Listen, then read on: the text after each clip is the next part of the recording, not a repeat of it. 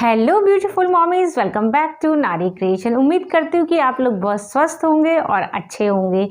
आज मैं लेकर आई हूँ बहुत ही सेंसिटिव टॉपिक, जिस बारे में हमारे यहाँ बहुत ज़्यादा जो है डिस्कशन नहीं होता है, या हमारे देश में इस जो टॉपिक को लेकर बहुत ज़्यादा अवेयरनेस नहीं है, और ये जो टॉपिक है बहुत ही सेंसिटिव है।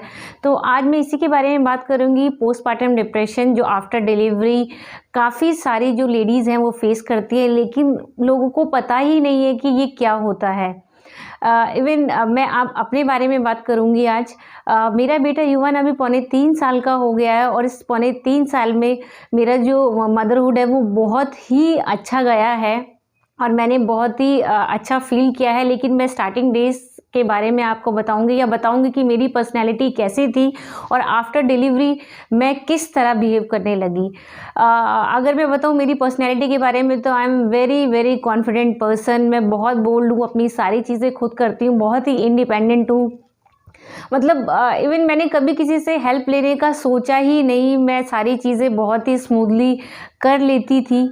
लेकिन आफ्टर डिलीवरी कुछ ऐसी चीज़ें मेरे साथ हुई कि मुझे लगने लगा कि ये मैं कैसे करूं या ये कैसे होगा।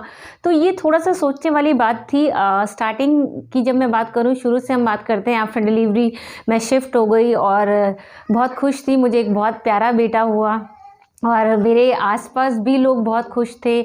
जैसे जैसे टाइम बढ़ता गया, 1 वीक 2 वीक्स, उसके बाद मैं थोड़ी सी धीरे धीरे करके डिप्रेस होने लगी, या मैं अपने बेटे को लेके बहुत ज़्यादा पॉजिटिव होने लगी। अगर मैं आपको बताऊं कि मैं बिल्कुल भी पॉजिटिव नहीं हूं, लेकिन उस टाइम पे जो मेरा बिहेवियर था वो बहुत ज़्यादा पॉजिटिव था। मुझे ऐसा लगता था अगर उसे कोई ले रहा है तो बहुत ठीक से नहीं ले पा रहा होगा, या वो उसे उठाएगा तो शायद वो उसे लग जाएगी या वो हर्ट हो जाएगा। और किसी भी पर्सन को देने से पहले मैं बहुत ज़्यादा कॉन्फिडेंट नहीं थी कि कोई उसका ख्याल रख पाएगा। इवन मैं मतलब मुझे ऐसा लगता था कि सिर्फ मैं उसका ख्याल रख सकती हूँ और कोई नहीं रख सकता। और ये जो सिम्टम थे मुझे बहुत ही नॉर्मल लग रहे थे। मुझे ऐसा लग रहा था कि नहीं, ऐसा तो हो सकता है, ऐसे कोई मतलब मुझे लगा ही नहीं कि कुछ भी ऐसा है अब नॉर्मल, क्योंकि मैं भी इस बारे में बिल्कुल भी अवेयर नहीं थी।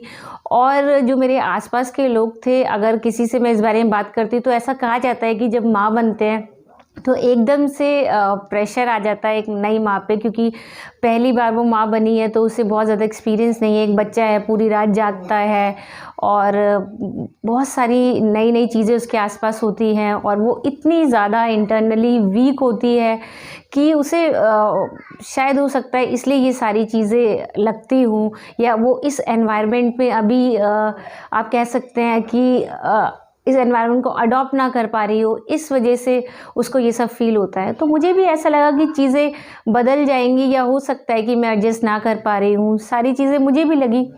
लेकिन ऐसे ही जो टाइम है वो आगे बढ़ता गया, और मेरे घर और मेरे इन-लॉज़ के घर में काफ़ी मतलब 10 to 15 मिनट्स का वॉकिंग डिस्टेंस है। तो मॉर्निंग में ऐसा हुआ करता था कि जो सब लोग हैं, हम लोग वहीं पर, हमारा जो डिनर है, मतलब डिनर, लंच और डिनर हमारा हमेशा वहीं रहता था। तो मॉर्निंग से ही सब लोग वहीं चले जाते थे, तो मैं स्पेशली अपने बच्चे के साथ यहाँ करती थी। स्टार्टिंग डेज़ में मुझे कंफर्टेबल लगा, और लगा कि हाँ ठीक है ये जगह, क्योंकि वहाँ पर हमारी जॉइंट फैमिली है तो काफ़ी सारे लोग होते हैं। देख, जो स्पेस है बच्चे के लिए या एक न्यू मदर के लिए नहीं मिल पाता, तो इस वजह से मेरा यहाँ रहना ज़रूरी था, क्योंकि उस टाइम पर मैं रिकवर कर रही थी, तो एक स्पेस बहुत ज़रूरी था। लेकिन धीरे धीरे मुझे ऐसा लगने लगा कि मैं बहुत ज़्यादा एक मतलब उदास रहने लगी हूँ, या मुझे किसी से बात करने का मन नहीं करता, या मुझे ऐसा लगने लगा कि अगर मैं मुझे कोई ये बोलता था कि चलो बाहर चलते हैं। इवन उस जो मंथ था जब मेरी डिलीवरी, उसके नेक्स्ट मंथ में ही मेरे जो देवर है उसका बर्थडे था, और इवन मुझे याद है बहुत अच्छे से कि मुझे ये कहा गया था कि तुम हमारे साथ बाहर चलो, क्योंकि जो पार्टी थी वो बाहर थी। लेकिन मैं इतनी ज़्यादा अनकम्फर्टेबल थी। मैं आपको, टू बी वेरी फ्रैंक, मैं आपको बताऊँ कि जो मेरी पर्सनैलिटी है, मैं बहुत ज़्यादा एक जो बोलते हैं बेबाक किस्म की लड़की लड़की हूँ या मुझे बहुत सारी चीज़ों से बहुत घबराहट नहीं होती। मतलब बाहर जाना तो इवन मेरा फेवरेट था। मुझे लगता था कि यार मतलब बाहर जाने से अच्छी तो कोई चीज़ ही नहीं है। लेकिन युवान के होने के बाद मुझे ऐसा लगा कि यार मैं कैसे जाऊँ या मैं इसे कैसे हैंडल करूँगी, मुझे मतलब मैं संभाल ही नहीं पाऊँगी या मैं इतनी घबराने लगी, इतनी अगर कोई मुझे बाहर जाने की बात करता मुझे लगता था यार ये क्या कह रहा है, मैं कैसे जाऊँगी बाहर। तो ऐसे 1.5 से पौने 2 महीने ऐसे ही निकल गए और इस बीच कई बार मुझे बहुत रोना भी आता था कि क्या लाइफ हो गई है या मैं कैसा फ़ील कर रही हूँ। एकदम डिप्रेस्ड रहने लग गई थी मैं कि पूरी रात मैं सोती नहीं थी बच्चे के साथ, और जो पूरा दिन निकलता था वो भी मुझे बिल्कुल नींद नहीं आती थी। मैं पूरा दिन सिर्फ ऐसे ही बस आंखें खोले इधर उधर देखती रहती थी। मतलब मैं सोती ही नहीं थी। मुझे नहीं पता था कि ये क्या प्रॉब्लम है। मुझे लगता था शायद हो सकता है क्योंकि मेरे साथ ये प्रॉब्लम है कि मैं जब रात की जो मेरी नींद है वो दिन में पूरी नहीं हो पाती। लेकिन ऐसा भी नहीं है कि मैं बिल्कुल नहीं सोती थी। मैं उस टाइम पे बिल्कुल नहीं सोती थी और इवन मैं बहुत ज़्यादा रात में थक जाती थी उसके बावजूद। नेक्स्ट चीज़, मैं मानती हूँ कि जब हम एक नई माँ बनते हैं हमारे ऊपर एक प्रेशर रहता है।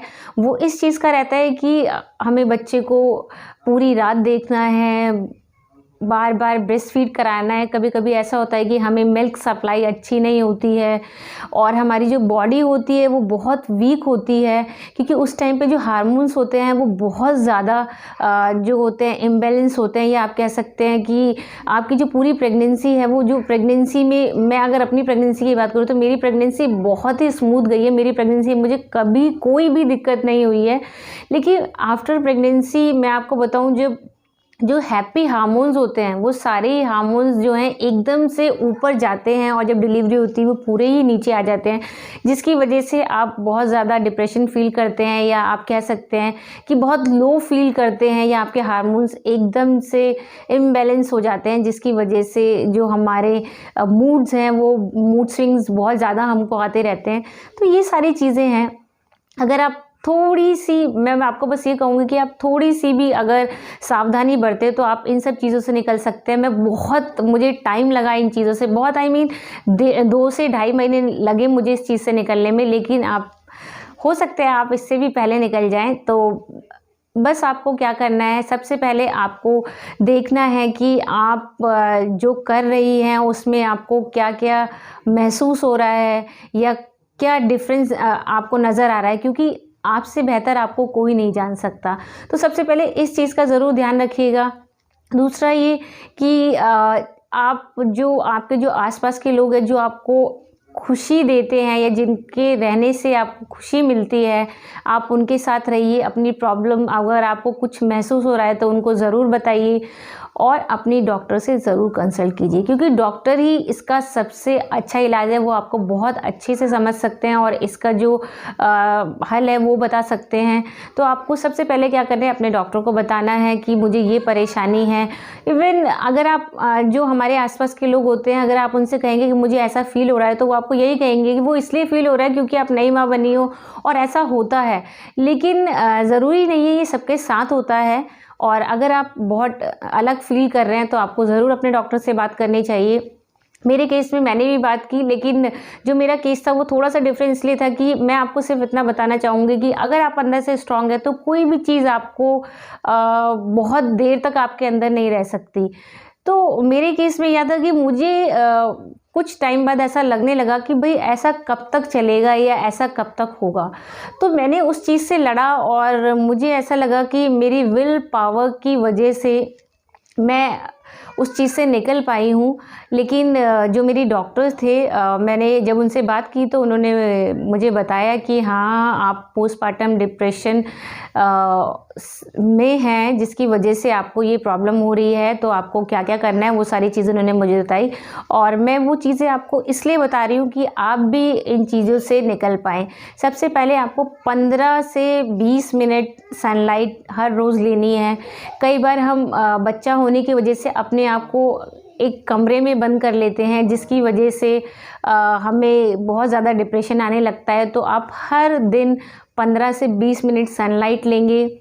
सुबह और शाम हो सके तो आप आधा घंटा वॉक करेंगे, जिससे कि आपको एक हैप्पीनेस फील हो। इसके अलावा ड्रिंकिंग जो आप ले सकती हैं कोकोनट वाटर। इससे भी आपके जो हार्मोन्स हैं वो नॉर्मल होंगे, आपकी बॉडी में एक स्ट्रेंथ आएगी।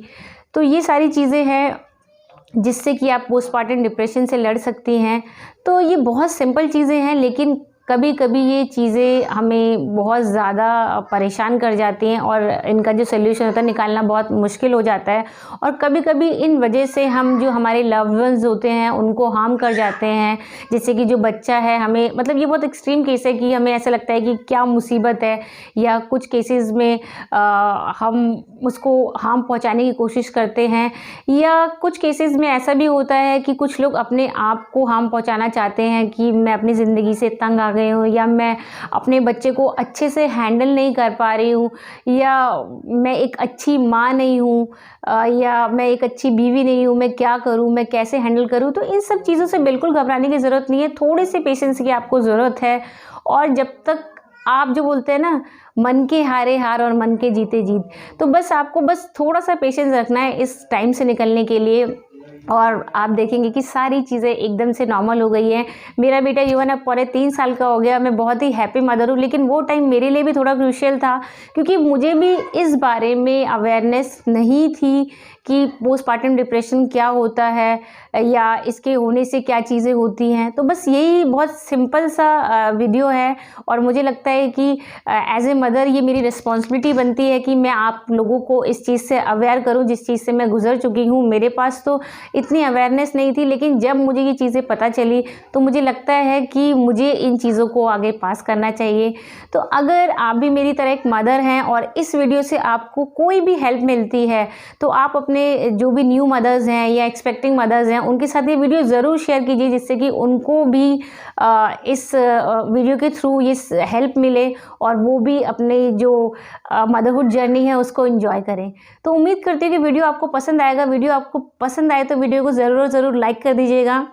चैनल पे पहली बार है तो चैनल को सब्सक्राइब कर दीजिएगा। मेरा नाम रेखा है और इस चैनल पे आपको मदर केयर रिलेटेड या बेबी वीडियोस आप कह सकते हैं, या इसके अलावा आपको रेसिपीज़ मिल जाएंगी, ट्रैवल व्लॉग्स मिल जाएंगे, काफ़ी सारी चीज़ें मिल जाएंगी एक साथ। उम्मीद करती हूँ कि वीडियो आपको पसंद आया होगा। अगर मन करे तो चैनल को सब्सक्राइब जरूर कर लीजिएगा। मिलती हूँ अगले वीडियो में, तब तक के लिए love you all and bye bye.